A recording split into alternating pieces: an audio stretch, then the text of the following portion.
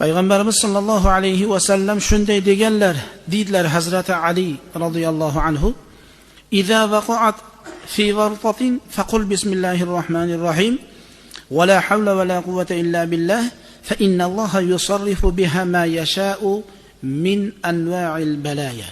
Bir odam dedilar Payg'ambarimiz sollallohu alayhi va sallam, bir katta muammoga duchor bo'lib qolsa, u muammo yechilmayapti. Shunaqa katta bir muammoga duchor bo'lib qolgan vaqtida Bismillahir rohmanir rohim va la havla va la quwwata illa billahil aliyyil azim desa deyaptilar Payg'ambarimiz sollallohu alayhi vasallam.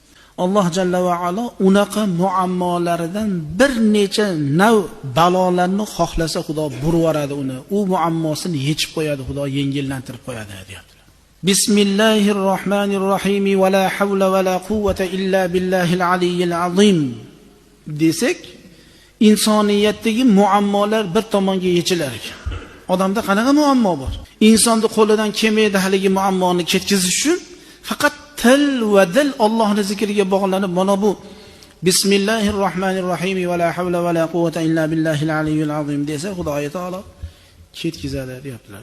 Ibn Abbos radhiyallohu anhu ning rivoyatlarida bu kishi rivoyat qilgan hadisda Payg'ambarimiz sollallohu alayhi va sallam shunday deganlar: "Man qala bismillahir rohmanir rohim va la havla va la quwwata illa billahil aliyyil azim sarafallohu anhu 70 baban min anwa'il balaya wal hammi wal ghammi wal lamam."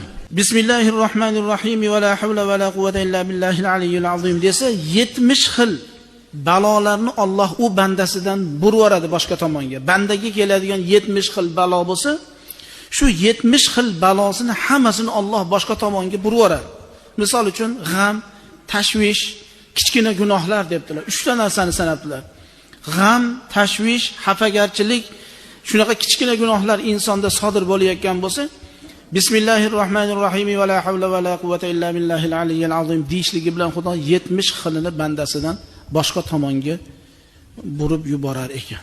Bismillahir rohmanir rohim bu Qur'on oyatlaridan. Bizi hamma ishlarimizni avvali shu kalima bilan, shu oyat bilan boshlanadi. Bu oyat o'zi 19 dona harf ekan. 19 dona harfni o'qiyotgan odamni azob beruvchi farishtalarni azobidan Alloh u bandaga najot berar ekan inshaalloh.